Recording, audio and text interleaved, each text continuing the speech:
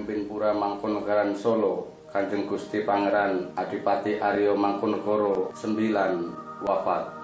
Gusti Mangku wafat di Jakarta Jumat 13 Agustus 2021. Jenazahnya akan dimakamkan di Astana Girilayu, Matesik, Karanganyar, Jawa Tengah pada hari Minggu.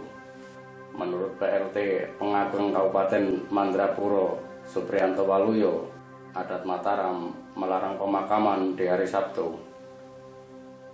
Mangkunegaran merupakan salah satu dari 3 pecahan Kerajaan Mataram Islam. Seperti diketahui, setelah Sultan Agung wafat, Kerajaan Mataram Islam mulai mengalami pergolakan besar. Untuk meredam salah satu gerakan pemberontakan, Amangkurat II bekerjasama dengan VOC Belanda. Namun pergolakan ternyata tidak juga padam. Bahkan terjadi 2 pemberontakan besar, masing-masing dipimpin Mangkubumi dan Raden Mas Said pada tahun 1746. Perlawanan Mangkubumi diakhiri melalui perjanjian Giyanti yang ditandatangani pada 13 Februari 1755. Pada kesepakatan tersebut, Kesultanan Mataram dibagi 2, yakni Nagari Kasultanan Ngayogyakarta dan Nagari Kasunanan Surakarta. Kesultanan Ngayogyakarta diserahkan kepada Mangkubumi yang kemudian bergelar Sultan Hamengkubuwono I, sementara Kasunanan Surakarta dipimpin oleh Pakubuwono III. Raden Mas Said yang tidak diikutkan dalam perjanjian tersebut merasa kecewa dan semakin gencar melakukan perlawanan baik kepada Hamengkubuwono I, Pakubuwono III maupun VOC. Ketika kekuatan Raden Mas Said semakin besar, VOC menawarkan jalan damai melalui perjanjian Solo Tigo. Siapakah Raden Mas Said? Lahir pada tanggal 25 April 1725 di Keraton Kartosuro, Raden Mas Said memiliki julukan Pangeran Sambernyowo karena kehebatan pasukan dan keahlian strategi tempurnya. Raden Mas Said merupakan putra Pangeran Aryo Mangkunegaran dan cucu dari Pakubuwono I. Berbeda dengan keturunan raja pada umumnya yang mendapatkan kemewahan, hidup Raden Mas Said diwarnai keprihatinan. Ketika berumur 2 tahun, ayahnya dibuang ke Sri Lanka oleh Belanda karena sebuah fitnah.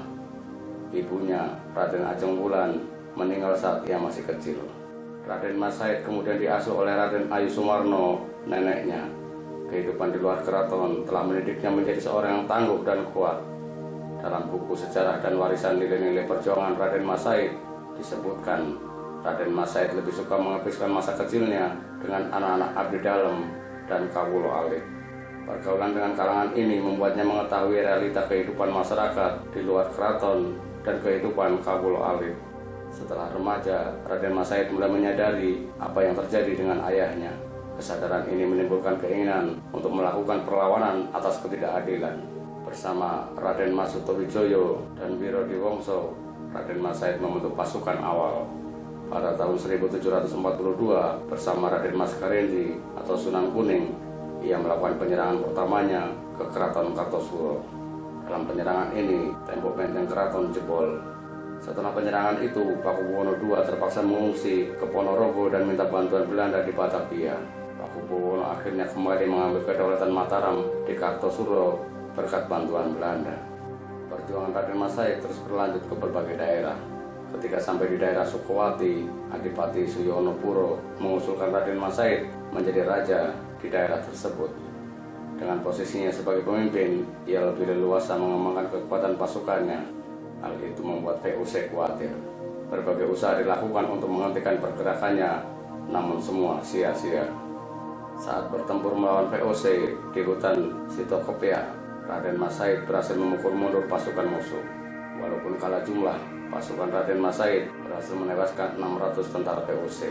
Raden Mas Said juga menebas kepala Kapten Panderpol, komandan pertempuran VOC.